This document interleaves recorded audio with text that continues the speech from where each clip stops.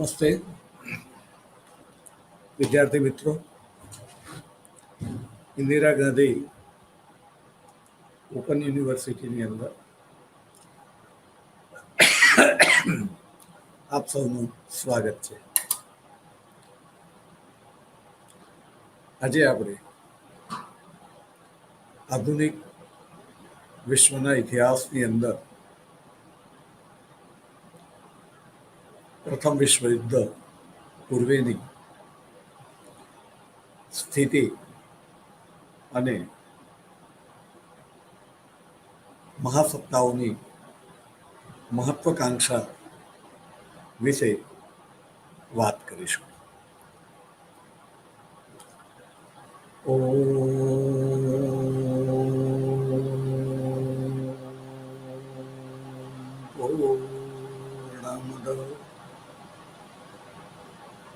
પૂર્ણમિદં પૂર્ણાત પૂર્ણમુદચ્યતે પૂર્ણસ્ય પૂર્ણમાદાય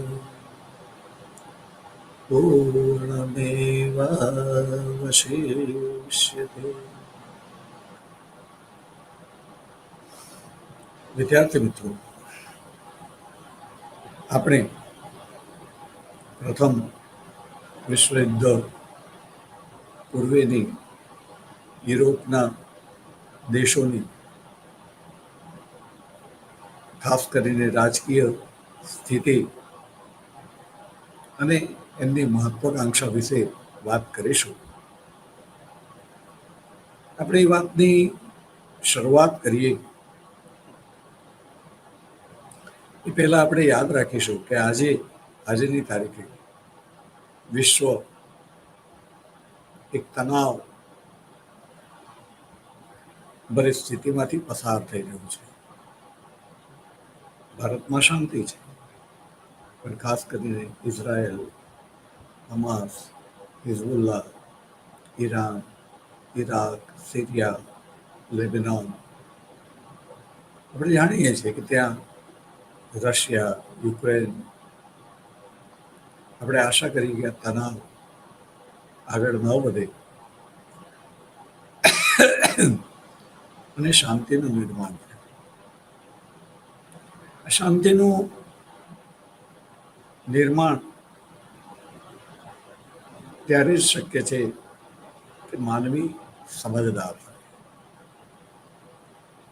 અશાંતિ કોઈકને કોઈકની ના સમજ કે અસમજને કારણે થતી હોય છે. ત્યારે આપણે વ્યાખ્યાનની જે શરૂઆત કરી પૂર્ણમદઃ પૂર્ણમિદં, વિદ્યાર્થી મિત્રો ખૂબ અગત્યની વાત છે. આપણે સમજવાનું છે કે આ જગત જે સર્જનહારે બનાવેલું છે એ પૂર્ણ છે, એ પૂર્ણ બુદ્ધિમાન છે, પૂર્ણ શક્તિમાન છે. એના ઉપર ભરોસો કરીને આપણે દરેક માનવીને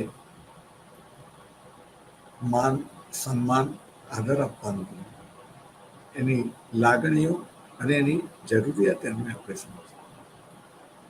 કારણ કે એને બનાવનાર એ પૂર્ણ છે, એ પૂર્ણ બુદ્ધિશાળી, શક્તિશાળી જે કોઈ શક્તિ છે, જેને આપણે ક્રિએટર કહીશું, સર્જનહાર કહીશું,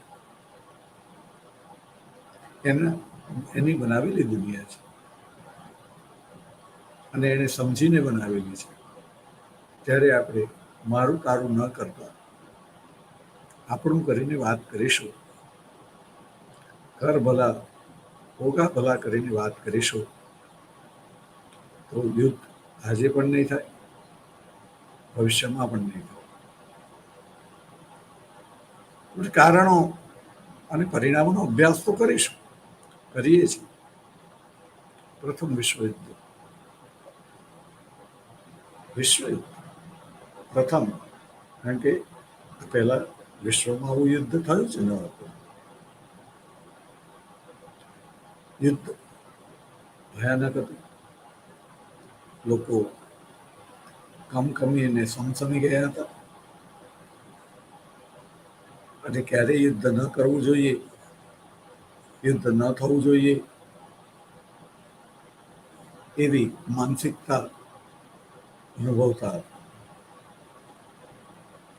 યુદ્ધ ન થાય એટલા માટે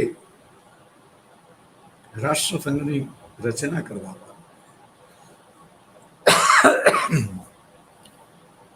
પરંતુ માત્ર 20 વર્ષના ટૂંકા ગાળાની અંદર પ્રથમ વિશ્વયુદ્ધ કરતા પણ વધારે ભયાનક દ્વિતીય વિશ્વયુદ્ધ થઈને રહ્યું. એટલું બધું ભયાનક હતું કે ત્રીજા વિશ્વયુદ્ધની કલ્પના કરતા પણ માનવજાત ડરી જાય તેમ હતું. અને માટે માનવી યુદ્ધની જગ્યાએ શાંતિની વાતો કરવા લાગ્યો. પરંતુ આજે ફરીથી આપણે જોઈએ છીએ કે માણસ ભાન ભૂલ્યો છે, એકબીજાને રિસ્પેક્ટ નથી કરતો અને પરિણામે યુદ્ધ અનિવાર્ય બની જાય છે. શક્તિશાળી એક જ છે કે જે ક્રિએટર છે, જગત નિયતા છે. એની જગ્યાએ જ્યારે માનવી એવું સમજવા માંડે કે હું શક્તિશાળી છું, એ અપૂર્ણ છે છતાં પોતાને પૂર્ણ માનવા માંડે, ત્યારે પ્રશ્નોની હારમાળા સર્જાય છે. વિદ્યાર્થી મિત્રો, એક શિક્ષક તરીકે યુદ્ધ અંગેના અભ્યાસને પરિણામે એટલી બધી ચિંતા થાય કે આ યુદ્ધ ન થાય તો સારું. આપણે ભલે શાંતિથી જીવી રહ્યા પણ જે પણ જગ્યાએ લોકો યુદ્ધનો ભોગ બનેલા છે, એ જગ્યાની સ્થિતિ તરીકે તમે જુઓ તો ખ્યાલ આવે. અને આપણે ઈચ્છીએ કે આપણા ઘરે નહીં પણ કોઈના પણ ઘરે આવું ન થાય, આવી યાતના ભોગવવી ન પડે, કોઈનું વાલસોય જતું ન રહે, કોઈનો મોભ જતો ન રહે, કોઈ અપંગ ન થઈ જાય. તો આપણે જોઈશું કે પ્રથમ વિશ્વયુદ્ધ કેમ થયું, કયા કારણે થયું, અને આપણે શીખીશું કે આપણે યુદ્ધ નથી કરવું. આપણે એવું વર્તન નિર્મિત કરીએ કે આપણે રોલ મોડલ બનીએ અને બીજા લોકો પણ યુદ્ધને તિલાંજલિ આપે. વાત કરીશું પ્રથમ વિશ્વયુદ્ધ પહેલાની. તો પ્રથમ વિશ્વયુદ્ધ 1914માં થયું, પરંતુ એના બીજ 1871ની અંદર ફ્રેન્કફર્ટની સંધિની અંદર વવાઈ ગયા હતા, એવું ઘણા વિદ્વાનો માને છે. એ વિદ્વાનો પ્રમાણે ફ્રેન્કો પ્રશિયા સંધિ પ્રમાણે રશિયાએ ફ્રાન્સ પાસેથી 2 પ્રદેશો લઈ લીધા, આલ્સેસ અને લોરેન. ફ્રાન્સની પ્રજાની વિશેષતા હતી કે ક્યારેય પોતાના પ્રદેશને ભૂલે નહીં, અને બન્યું પણ એવું જ કે જ્યાં સુધી એ નિર્બળ હતું ત્યાં સુધી તો એણે કોઈ પ્રયત્ન ન કર્યો, પરંતુ જ્યારે તક મળી ત્યારે એણે શક્તિશાળી દેશો સાથે મિત્રતા કરી.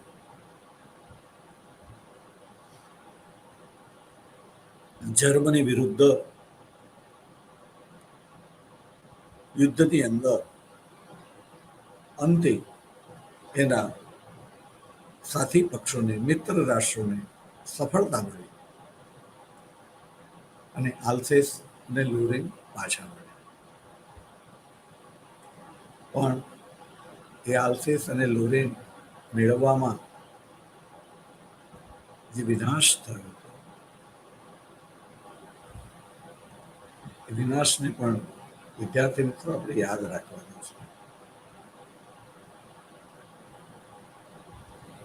આલ્સેસ અને લોરેન મળ્યા તો ખરા, મળ્યા પછી પણ એના અનેક પ્રશ્નો હતા વિદ્યાર્થીઓ.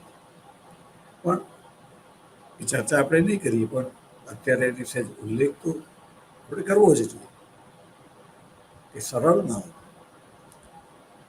આશરે 50 વર્ષ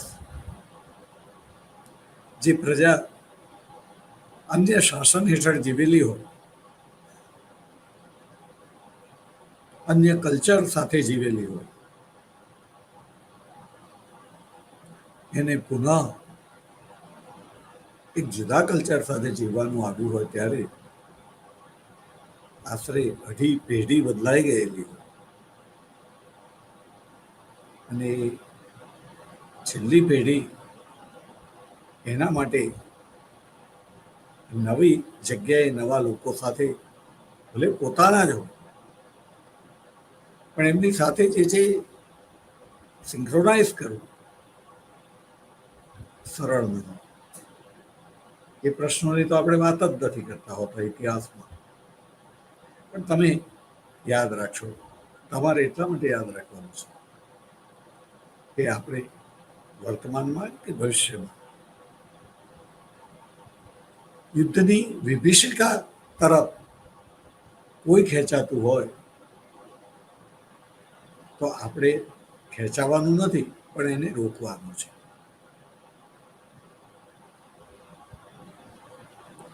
યુદ્ધની જગ્યાએ શાંતિની વાતો કરનારને ઘણા લોકો કાયર કહીને ઉશ્કેરતા હોય છે.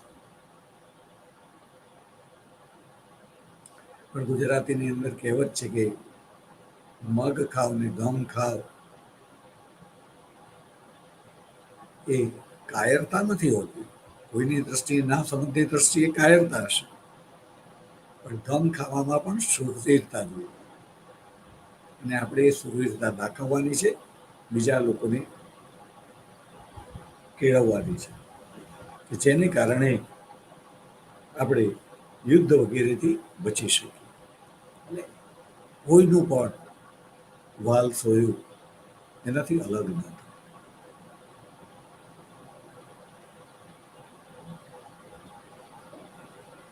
દુઃખ એવી વસ્તુ છે કે જેને ભોગવવી પડે એને જ એનું દર્દ હોય. મારો યુદ્ધનો એટલો અભ્યાસ છે કે જેને પરિણામે અત્યારે આ વાત એટલા માટે ખેંચાઈ જાય છે કે એ ઇન્ફોર્મેશન હોવાને પરિણામે, યુદ્ધની વિભીષિકાની જાણકારી હોવાને પરિણામે હૃદય દ્રવિત થઈ જાય છે. અને માટે વિદ્યાર્થી મિત્રો, ભવિષ્ય તમારા હાથમાં છે, વર્તમાન પણ તમે થોડાક સમયમાં હાથમાં લઈ લેશો. ત્યારે યાદ રાખશો કે એવું એક પણ આપણે પગલું નહીં ભરીએ કે આપણી આસપાસની વ્યક્તિના જીવનમાં અશાંતિ થાય. આપણે વાત કરીશું પ્રથમ વિશ્વયુદ્ધની સ્થિતિની, તો આપણે કહ્યું તેમ આલ્સેસ અને લોરેન લઈ લીધા. ત્યારબાદ બિસ્માર્ક છે, રશિયાનો ચાન્સેલર, જેણે ફ્રાન્સ પાસેથી આ પ્રદેશો લીધા. ફ્રાન્સ પ્રદેશો જોઈતા જ હતા, પણ લે કેવી રીતે? એ વખતે નિર્બળ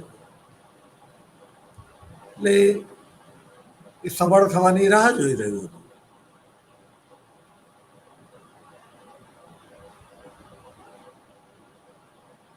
ફ્રાન્સ સબળ ના થાય એના માટે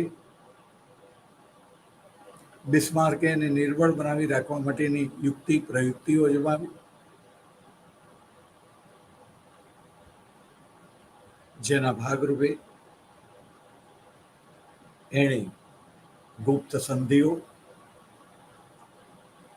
અને જૂથબંધીઓનો આશરો લીધો.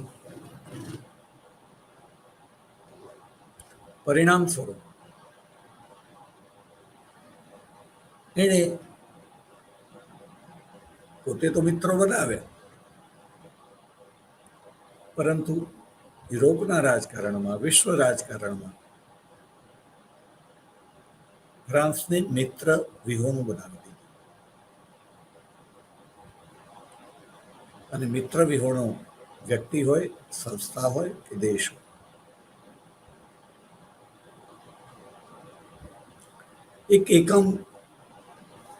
એક વ્યક્તિ તરીકે એ શક્તિશાળી હોઈ શકે, પણ મિત્ર વગર તમે નિર્બળ જ રહો છો. અને એ રીતે ફ્રાન્સ નિર્બળ હતું, કારણ કે મિત્ર વિહોણું હતું. આ ઉપરાંત બિસ્માર્ક છે, એણે જર્મનીને શક્તિશાળી બનાવવા માટે લોહી અને લોખંડની નીતિ, આયર્ન એન્ડ બ્લડ પોલિસી અમલમાં મૂકેલી, જેના ભાગરૂપે જર્મની શક્તિશાળી બન્યું. એનું લશ્કર જે છે એ સુસજ્જ બન્યું. પરંતુ જર્મનીના હરીફ રાષ્ટ્રો એમનામાં ડર ઉત્પન્ન થયો. માટે એમણે પણ પ્રતિકાર રૂપે ગુપ્ત સંધિઓ અને જૂથબંધીઓનો આશરો લીધો. એમણે પણ લશ્કરવાદ અપનાવ્યો. અને વિદ્યાર્થી મિત્રો, એક વખત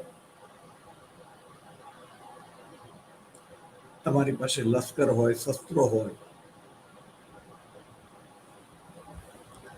પછી શાંતિની વાત કરવાની કેવી રીતે ગમે? શાંતિની વાત હંમેશા નિર્બળ લોકો કરતા. શક્તિશાળીને તો પોતાની શક્તિનું ગુમાન હોય.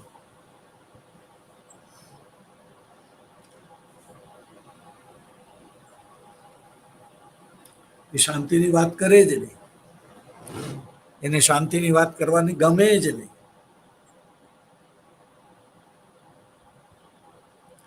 હાલ દિવાળી છે, તમે બધા જાણો છો. નાના બાળકોને ફટાકડા લઈ આપો અને પછી કોઈ ફોડવાના નહીં. એ ફોડ્યા વગર રહે? ગમે તેમ કરીને ફોડે જ.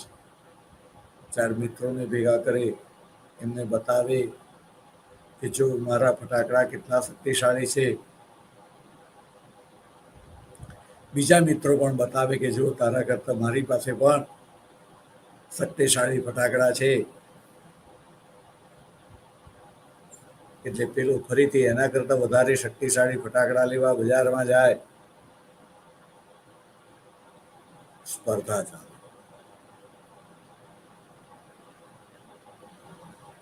યુરોપમાં પણ આવી સ્પર્ધા હતી. દરેક દેશોએ શસ્ત્રો ભેગા કર્યા હતા.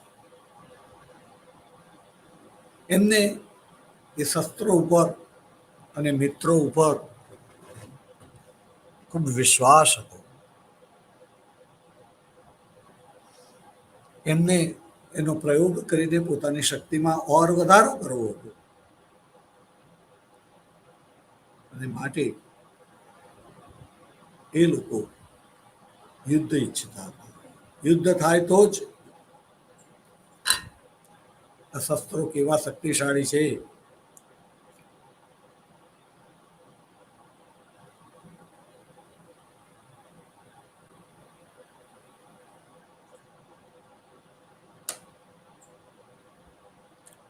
એનો પોતાને પરિચય થાય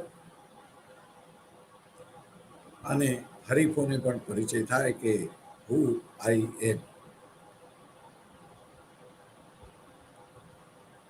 સાથે સાથે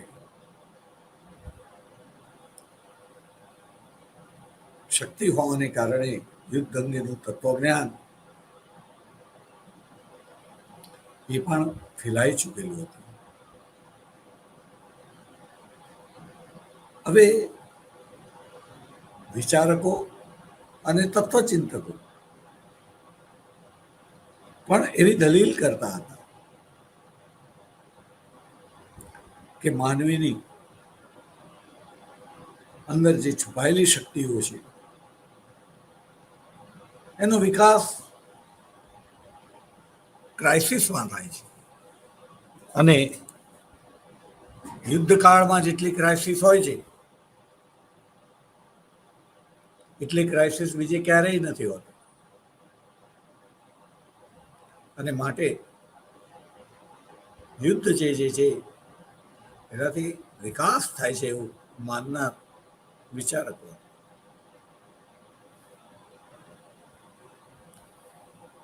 કેટલાક એવું માનતા હતા કે પ્રકૃતિ પુરુષ અને સ્ત્રીને સર્જન કરીને બંનેના ભાગે જુદું જુદું કાર્ય સોંપ્યું છે. સ્ત્રીનું કામ બાળકનું ને જન્મ આપવાનું છે અને પુરુષનું કામ યુદ્ધ કરવાનું છે. એ જમાનાની અંદર ગર્ભ નિરોધકના સાધનો ન હતા. મનુષ્ય બીજા જીવોની જેમ જ જાતીય રીતે પુખ્ત થાય ત્યારથી જાતીય જીવનની શરૂઆત કરીને બાળકોને જન્મ આપતો હતો અને જ્યાં સુધી બાળકોને જન્મ આપી શકાય ત્યાં સુધી એ જન્મ આપતો હતો. સ્ત્રી જે છે એ ક્યારેય પ્રસૂતિની પીડાથી ડરી નથી જતી. આપણે જાણીએ છીએ કે દુનિયામાં સૌથી મોટામાં મોટી પીડા એ પ્રસૂતિની પીડા છે. એ પીડા વખતે તો એમ થાય કે હવે પરિવાર જે છે એ મારે ગર્ભ ધારણ કરવો નથી, પરંતુ આમ છતાં થોડાક મહિનાઓના અંતે એ ફરીથી માતૃત્વ ધારણ કરવા માટે તૈયાર થઈ જતી હોય છે અગાઉના દર્દને ભૂલી. અને આપણે કહ્યું તેમ કે એ જમાનાની અંદર જ્યાં સુધી બાળકોને જન્મ આપી શકાતો હતો સ્ત્રી જન્મ આપતી હતી. ઘરે ઘરે 5-7 બાળકો સામાન્ય વાત હતી. 5-7 બાળકો જીવતા હોય. મેડિકલ સાયન્સનો એ વખતે એટલો વિકાસ થયેલો ન હતો એટલે કોઈને પણ સર્વે કરવામાં આવે તો ખબર પડે કે 5-7 બાળકો જીવતા હોય, 2-3નું મૃત્યુ થઈ ગયેલું હોય, ઘસવાડ થયેલી હોય વગેરે. બાળકનું તો મૃત્યુ થતું જ હતું. માતાઓના મૃત્યુ પણ બહુ મોટા પ્રમાણમાં થતા હતા. તમે એ વાત ઉપરથી અંદાજ કાઢી શકશો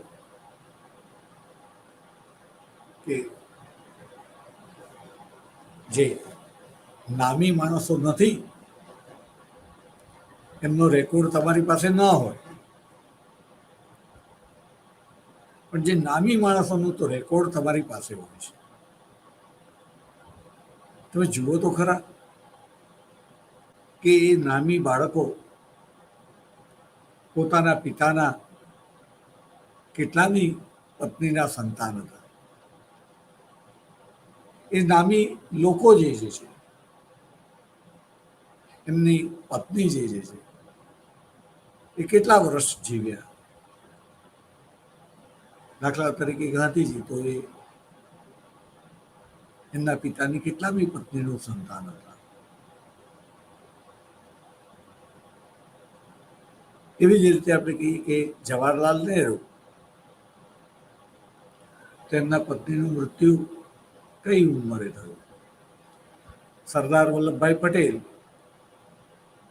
તેમની પત્નીનું મૃત્યુ ક્યારે થયું. વિદ્યાર્થી તો મિત્રો, તમે વિચાર કરો કે જે લોકો આર્થિક રીતે પ્રમાણમાં સંપન્ન હતા, પ્રમાણમાં શબ્દ વાપરું છું, અને જે ખૂબ સંપત્તિવાન હતા, એવા લોકોના પરિવારમાં પણ સ્ત્રીઓના મૃત્યુ પુરુષની સરખામણીમાં ઘણા બધા થયેલા. અને મોટાભાગના મૃત્યુ પાછા કફવાવડ કે ગર્ભાવસ્થા કે બાળકને જન્મ આપતો વગેરે વગેરે. અને આમ છતાં એ સ્ત્રી જે છે એ જોયું હોય કે અડોશ પડોશમાં બીજી સ્ત્રીઓને આવું થયું, છતાં પણ પોતે પોતાના જીવનની ચિંતા કર્યા વગર માતૃત્વ ધારણ કરવા માટે તૈયાર થઈ જતી હોય, તો યુદ્ધ અંગેનું તત્વજ્ઞાન એવું કહેતું હતું કે પુરુષ એને પણ સ્ત્રી જેમ માતૃત્વ ધારણ કરવા માટે હંમેશા તૈયાર રહે છે, ડરતી નથી, એમ પુરુષે યુદ્ધથી ડરવાનું નથી. એને હંમેશા યુદ્ધ માટે તૈયાર રહેવાનું છે.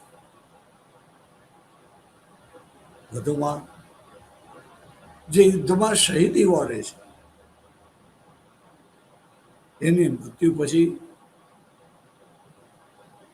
ઘણું સારું જીવન મળે છે, ઘણી સુખ સગવડો મળે છે, એવી પણ જુદી જુદી માન્યતાઓ.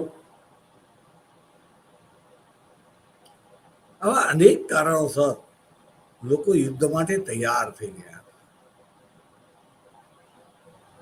અને જ્યારે માનસિક રીતે માનવી યુદ્ધ માટે તૈયાર થઈ ગયો હોય ત્યારે એને યુદ્ધથી અલગ કરવો, એને યુદ્ધથી રોકવો એ શક્ય બનતું નથી. એ સમયમાં શાંતિની વાતો કરનારને કાયર કહેવામાં આવે, એને બંગડીઓ મોકલવાની વાતો કરવામાં આવતી હતી. અને પરિણામે દરેક શસ્ત્ર અને શક્તિ ઉપર વિશ્વાસ હતો, યુદ્ધ ઉપર વિશ્વાસ હતો, યુદ્ધ કરવા માટે તૈયાર હતો. બધી જ રીતે તન મન ધન તમામ રીતે યુદ્ધ કરવા માટે તૈયાર હતો. તો પછી યુદ્ધને રોકી કેવી રીતે શકાય? હાલ પણ જે યુદ્ધ થઈ રહ્યા છે એનું કારણ શસ્ત્ર જ છે. તમે જુદા જુદા નેતાઓના વિધાનો જોશો, ખાસ કરીને હરીફ વિધાનોના, તો ખ્યાલ આવશે કે એકબીજાને ચેલેન્જ કરે છે કે એમને અમારા યુવાનોની શક્તિ ખબર નથી, એમને અમારા શસ્ત્રોની તાકાત ખબર નથી, અને આમ કરીને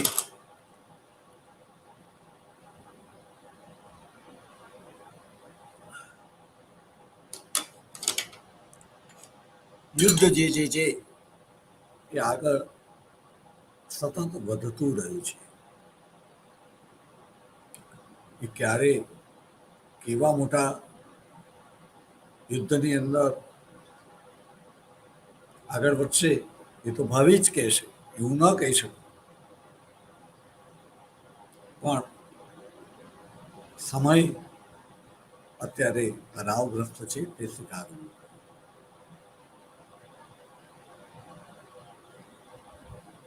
સાથે સાથે આપણે વાત કરી કે જ્યારે ભલે બધા જ લડવા માટે તૈયાર, પણ જો એ વખતે એક શાણો માણસ મળી જાય, કોઈ એવી સંસ્થા મળી જાય કે જે સમાધાન કરાવે, એની વાત કોઈ માને, તો યુદ્ધને રોકી શકાય. પરંતુ પ્રથમ વિશ્વ યુદ્ધ પહેલા એવી કોઈ આંતરરાષ્ટ્રીય સંસ્થા ન હતી કે જેની મધ્યસ્થીને પરિણામે યુદ્ધને રોકી શકાય. વિદ્યાર્થી મિત્રો, આ જે કારણ છે એ બોલવામાં તો સારું લાગે છે, પણ જ્યારે માનવી લડાયક બને છે, એની શક્તિ ઉપર એને ગુમાન હોય છે, એના શસ્ત્ર ઉપર એને જ્યારે ગર્વ હોય છે,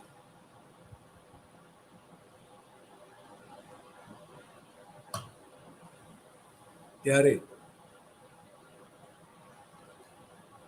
મધ્યસ્થ સંસ્થા હોય તો પણ એ કામે નથી લાગતું. પ્રથમ વિશ્વ યુદ્ધ પહેલા તો આવી કોઈ સંસ્થા ન હતી, એટલે એના કારણોમાં આપણે આવી ચર્ચા કરીએ અને વિદ્વાનોએ પ્રથમ વિશ્વ યુદ્ધના જવાબદાર કારણોની અંદર મધ્યસ્થ સંસ્થાનો અભાવ એને પ્રથમ વિશ્વ યુદ્ધ માટેના એક જવાબદાર કારણ તરીકે ગણેલું છે. પણ દ્વિતીય વિશ્વ યુદ્ધ વખતે તો રાષ્ટ્રસંઘ હતું, અને છતાં યુદ્ધ થયું હતું. ત્યારે એવું માની લેવામાં આવ્યું કે નવી સંસ્થાથી, પ્રથમ સંસ્થાથી, એના નિર્માણમાં, એની રચનામાં, એના સંચાલનમાં કોઈ ક્ષતિઓ રહી ગઈ હતી, અને પરિણામે બીજું વિશ્વ યુદ્ધ થયું. પરંતુ આવી સંસ્થા જરૂરી છે, ને જો સંસ્થા હોય તો યુદ્ધને ટાળી શકાય. એમ કરીને ફરીથી એની ક્ષતિઓ દૂર કરીને એ જ પાયા ઉપર નવી સંસ્થાની રચના કરવામાં આવી, જેને આપણે કહીએ છીએ કે સંયુક્ત રાષ્ટ્ર સંઘ. જેના નામમાં પાછળથી થોડોક સુધારો થયો, સંઘ શબ્દ નીકળી ગયો, અને આજે એ સંસ્થાને આપણે UN અને પૂરા નામની દ્રષ્ટિએ જોઈએ તો યુનાઇટેડ નેશન્સ તરીકે ઓળખીએ છીએ.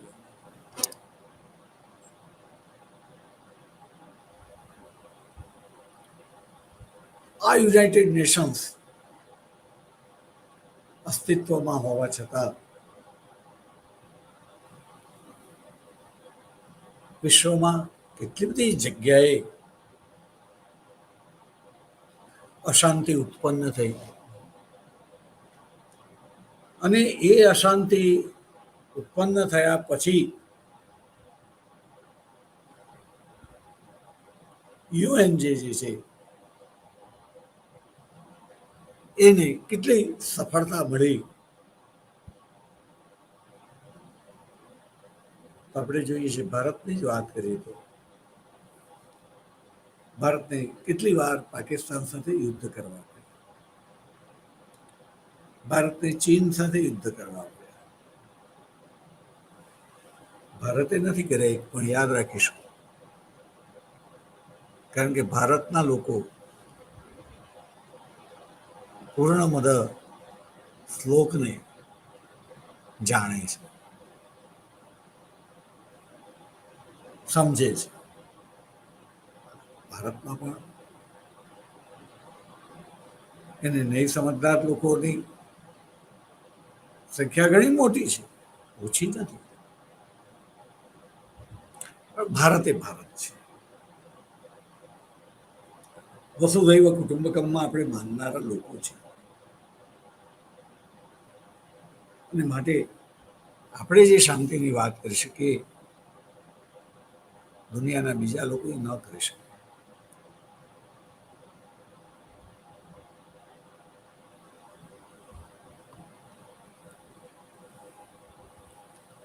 આજે પણ વિશ્વને યુદ્ધમાંથી મુક્તિ બાબતે ભારત પાસે આશા છે. આપણે ઈચ્છીએ કે ભારત નેતૃત્વ લે, શાંતિનું નેતૃત્વ લે. આપણે બધા ભારતીયો જે પણ રીતે એ શાંતિના યજ્ઞમાં આહુતિ આપી શકીએ, માનવજાતના કલ્યાણમાં આહુતિ આપી શકીએ, તે આપીએ.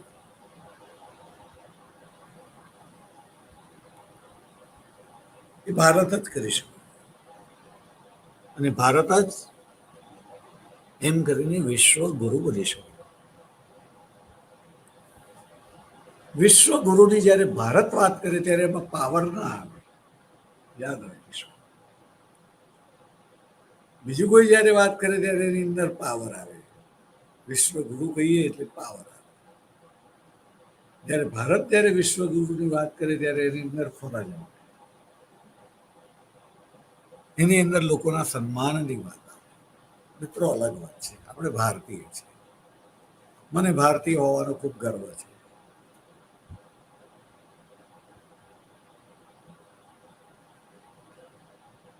ભારતીય લોકો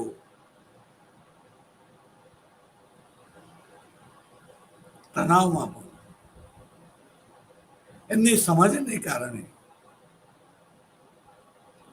સ્થિતપ્રજ્ઞ રહીને, દ્રષ્ટા બનીને, સમત્વ ભાવ રાખીને ભાતૃભાવથી જીવી શકે છે. ભારતની એ સંસ્કૃતિ છે. માણસ ભૂખ લાગે છે,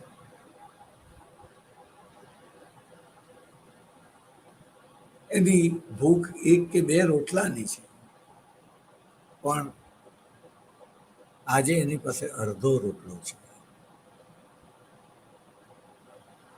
અને કોઈક અતિથિ આવે છે, નામ તો જુઓ, અતિથિ. તિથિ વગર આવે ત્યારે મારી પાસે ખાવાનું નથી એમ કહેવાને બદલે પોતે ભૂખ્યા હોવા છતાં અડધા રોટલામાંથી પણ અડધો એને ખવડાવીને ખાવાનો, કારણ કે મને પણ ભૂખ છે, એને પણ ભૂખ છે, તો અડધો અડધો ખાય. એવું નહીં કે 90% મારે ખાવાનું, 10% પેલાને આપવાનું, 60% મારે ખાવાનું, ચાલે અડધામાંથી અડધું. ભારતીયતા જુઓ વિદ્યાર્થી મિત્રો, તમે ટકાવી રાખજો. હો, નવી પેઢીને આપવાનું છે તમારે.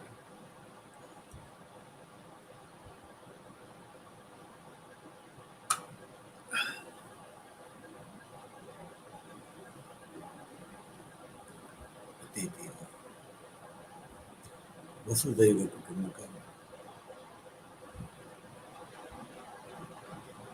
એ શાંતિની વાતો કરી શકે. એ પોતાને કંઈક ગુમાવવાનું હોય તો ગુમાવીને પણ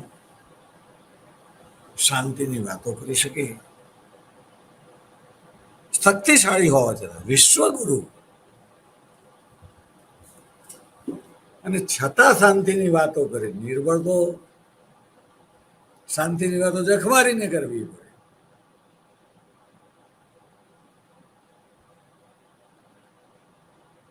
ભારત એ જુદી.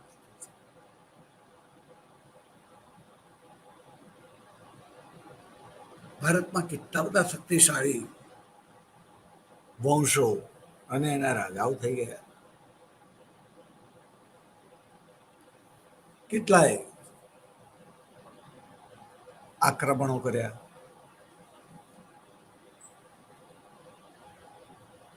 ભારત એ કોઈની કઈ પણ વસ્તુ ઉપર નજર નથી બગાડતું. એ પોતાનું હોય તો પણ આપે છે.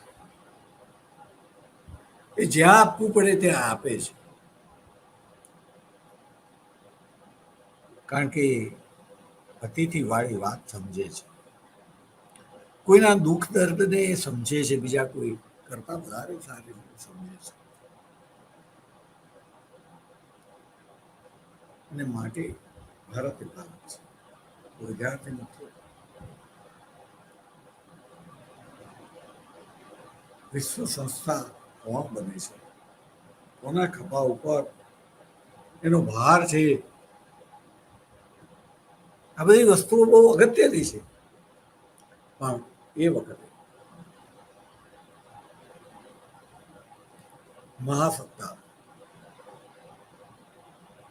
યુરોપના દેશો,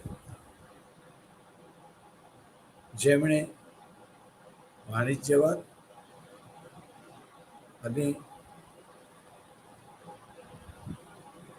ઔદ્યોગિકરણને પરિણામે બજારો મેળવવા માટે બધા જ નિયમોને એવી મૂકીને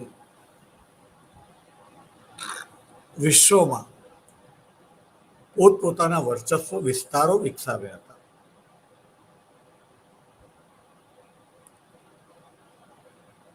અને એ વર્ચસ્વ વિસ્તારો ટકી રહે એના માટે એમણે ઘણા બધા જુલમો કરેલા.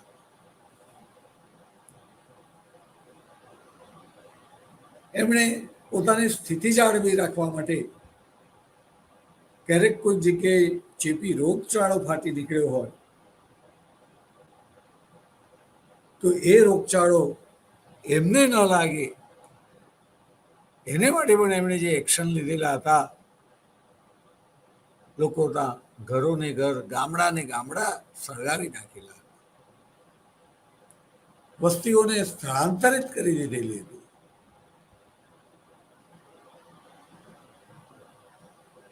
આ બધી ઘટનાઓ વિદ્યાર્થી મિત્રો તમારે યાદ રાખવાની, તમારે વિશદ અભ્યાસ કરવાનો. તમારે યાદ રાખવાનું છે કે યુ આર યુનિવર્સિટી સ્ટુડન્ટ, તમે વિશ્વવિદ્યાલયના વિદ્યાર્થી છો. વિશ્વવિદ્યાલયનો વિદ્યાર્થી એકાદ પુસ્તક ન વાંચે, એને પુસ્તકો વાંચી નાખવા.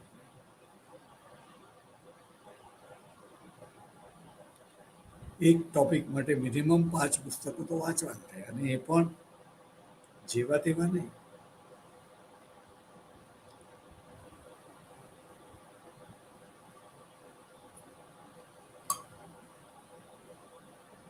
સિદ્ધસ્થ ઇતિહાસકાર, અનુભવી ઇતિહાસકાર,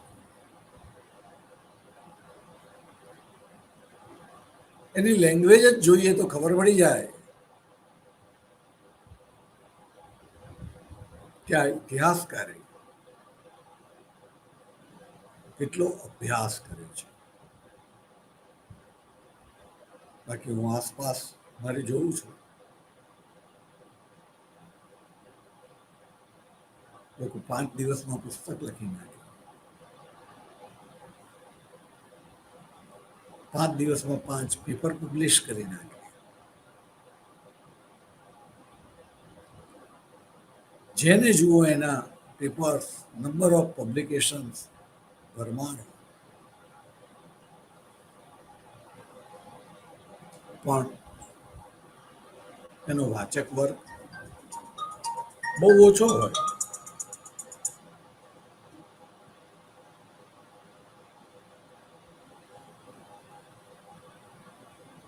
કારણ છે કે તમારો અભ્યાસ કાચો છે, તમારી ભાષા એ રીતે કેળવાઈ નથી, લખાણ એવી રીતે ઉપસતું નથી. પરિણામે કોણ વાંચે? પરંતુ વિદ્યાર્થી મિત્રો, હું તમને કહીશ કે તમે જે છે એને સિદ્ધ હસ્ત લેખકો કહેવાય, એમના પુસ્તકો એક ટોપિક ઉપર ઓછામાં ઓછા 5 તમારે વાંચવા રહ્યા. ઓછામાં ઓછા, વધારેની તો કોઈ સીમા જ નથી. ત્યારે તમને સમજાશે કે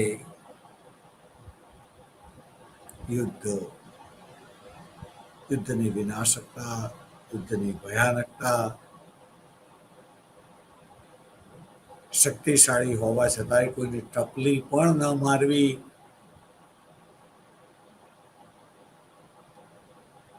ગાંધી કેટલો શક્તિશાળી હતો.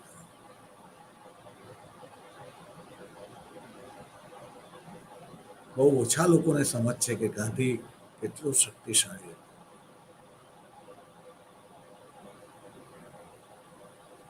બ્રિટિશ સામ્રાજ્યમાં એને લૂણો લગાડ્યો હતો.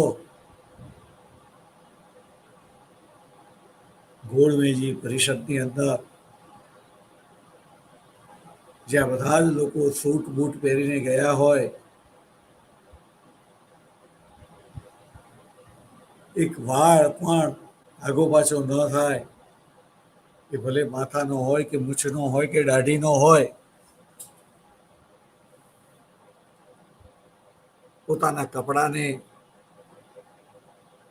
એક કરચલી એટલે કે સળ પણ પડેલી ન હોય, કેટલી કાળજી લઈને ધોવડાવ્યું હોય,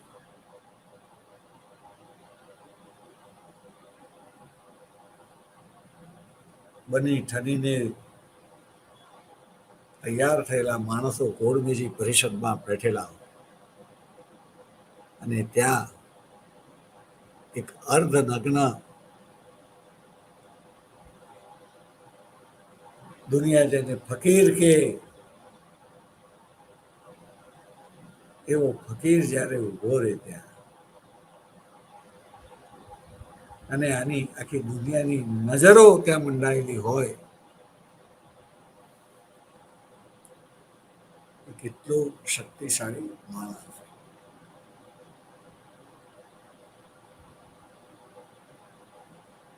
અને આવો શક્તિશાળી માણસ, એની મોઢે શાંતિની ભાષા શોધે. શાંતિ અને અહિંસા એના શસ્ત્રો હોય.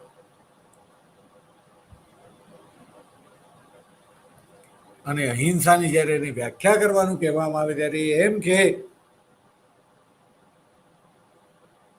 તમે મનમાં પણ કોઈનું અહિત કરવાનો વિચાર કરો ખાલી, તો પણ એ હિંસા છે, સૂક્ષ્મ હિંસા છે. મોટેથી તો બોલવાનું પણ નહીં, કોઈ શસ્ત્રનો ઉપયોગ નહીં કરવાનો, પણ મનમાં માત્ર વિચાર કરવાનો કે હું એનું હિત કરું.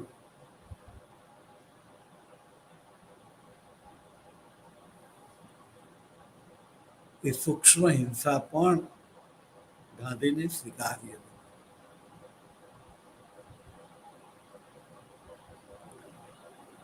એ ગાંધી જે છે એ જાણે છે કે હિંસા કેવી કેવી રીતે થાય છે.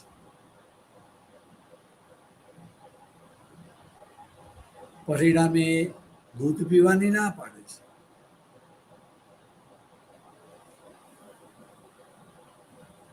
જે દૂધ ઉપર માત્ર ને માત્ર જે તે બાળકનો અધિકાર હોય,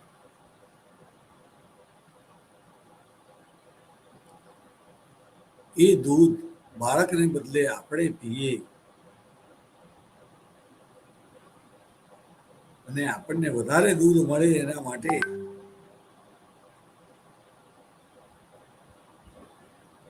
એ માતા જે છે એના ઉપર સિતમ ગુજારવામાં આવે છે. વધારે દૂધ આપવા માટેના ઇન્જેક્શનો આપવામાં આવે, મશીનથી એનું દૂધ કાઢવામાં આવે અને વક્તા એના બાળકને એ દૂધ પીવા દેવામાં ના આવે.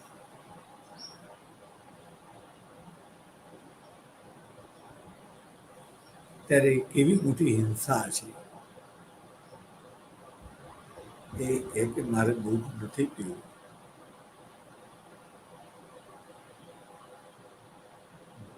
અગત્યની વાત છે.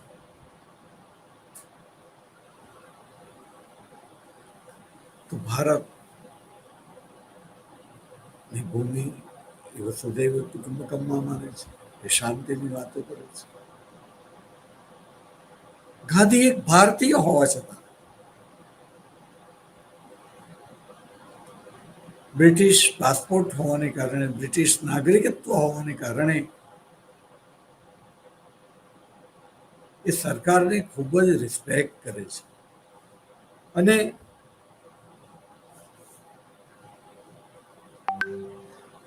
એક નાગરિક તરીકે, એક સિટીઝન તરીકે સરકારના આદેશોનું પાલન કરવાનું પોતાનું કર્તવ્ય સમજે છે અને એ કર્તવ્ય નિભાવતા જો કોઈ કાયદાનો ભંગ થાય તો એ કાયદામાં લખેલી સજા જે છે એ પણ ભોગવવા માટે એ તૈયાર રહે છે. સાથે સાથે એટલો એ હિંમતબાજ છે કે એમ કે છે કે મારી સ્થિતિ દ્વિધાભરી છે. એક બાજુ મારા દેશની અભણ પ્રજા, અજ્ઞાની પ્રજા જે સ્થિતિમાં છે એવી સ્થિતિમાં આવેલી પ્રજાની મારા જેવી સ્થિતિમાં જે માણસ છે એને મદદ કરવી જ જોઈએ. અને એ કરવા માટે જો કોઈ અયોગ્ય કાયદાનો મારે ભંગ કરવો પડે તો હું કાયદાનો ભંગ કરીશ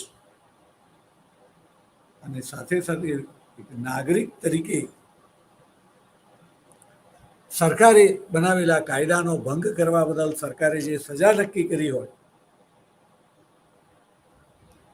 એ સજા પણ હું હસતા મોઢે સહન કરીશ.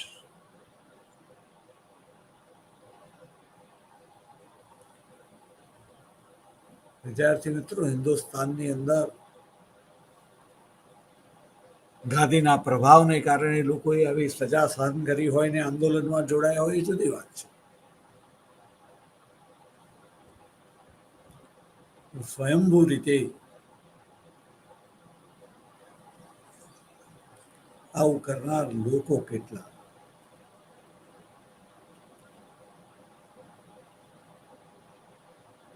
ગાંધીએ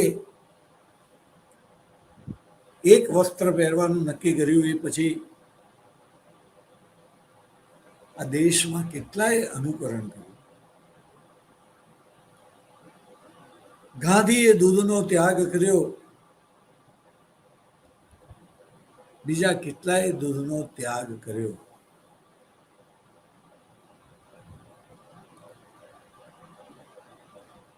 વિદ્યાર્થી મિત્રો, આપણે જાણીએ છીએ કે ગાંધીને ફોલોઅર્સ તો બહુ મળેલા હતા, પણ એ ફોલોઅર્સ ગાંધીને મળ્યા હતા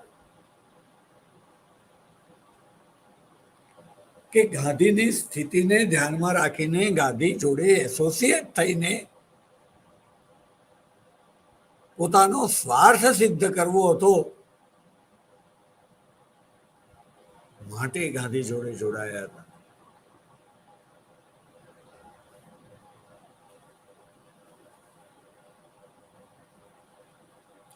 તો વિદ્યાર્થી મિત્રો, ગાંધી જેટલી શક્તિ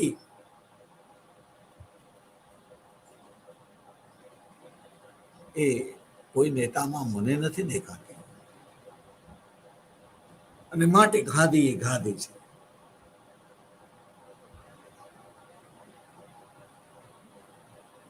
કોઈ બીજો ગાંધી ભવિષ્યમાં એનાથી પણ આગળ જશે એનો આપણને આનંદ હશે, કારણ કે ભૂમિ જેવી છે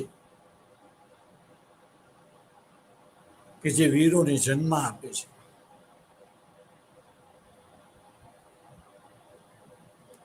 પરંતુ આપણે એ વીરો પણ સારી રીતે જિંદગી જીવી શકે, માણી શકે, એના માટે એવા સમજદાર થઈને એવા લોકોની પડખે ઉભા રહીએ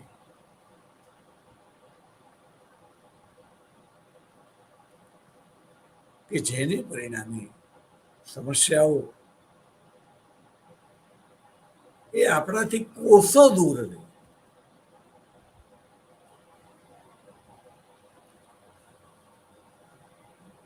સમસ્યાઓ આપણી પાસે આવે જ નહીં.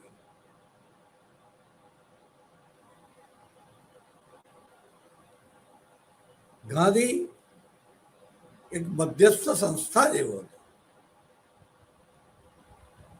અને પરિણામે આપણે જોઈએ છીએ કે ભારતની આઝાદીનો ઇતિહાસ એમાં કેટલા લોકોએ પોતપોતાની રીતે યોગદાન આપ્યું, સંસ્થાઓ બનાવી, બધું જ કર્યું.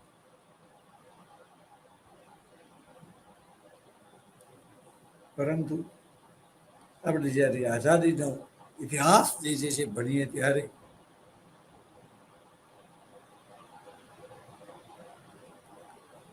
એવું લાગે કે આ આંદોલન એકમાત્ર ગાંધી લડ્યો હતો, બાકીના લોકો એની આભાથી એની સાથે જોડાયા હતા, પણ લડત તો એકમાત્ર ગાંધી લડ્યો હતો.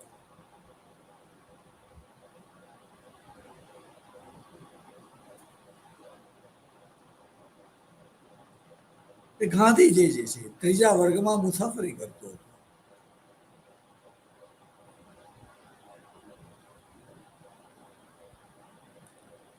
આટલા મોટા દેશના આટલા મોટા નેતા બન્યા પછી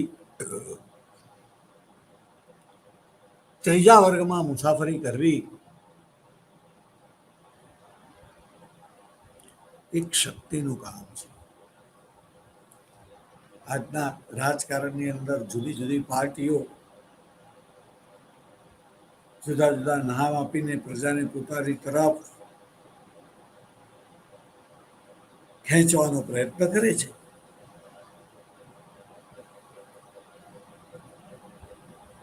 આપણે કોઈના નામ લેવા નથી,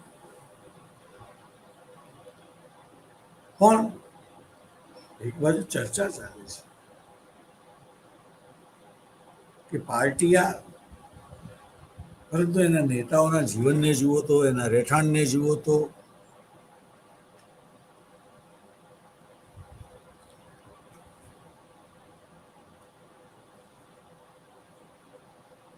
એવું ના લાગે કે આ સામાન્ય માણસની પાર્ટી છે. આપણે વાત કરીશું કે આ રીતે પ્રથમ વિશ્વયુદ્ધ પહેલા લશ્કરવાદને પરિણામે હવે લશ્કરવાદ અને સાથે સાથે જૂથબંધીઓ, ગુપ્ત સંધિઓ, યુદ્ધ અંગેનું તત્વજ્ઞાન, આ બધાને પરિણામે યુદ્ધ વશ્યંભાવી થઈ ગયું. આપણે આજે અહીંયા સમય થયો હોવાથી થોડા વ્યાખ્યાનને અધૂરું રાખ્યું છે. ભારત માતા કી જય.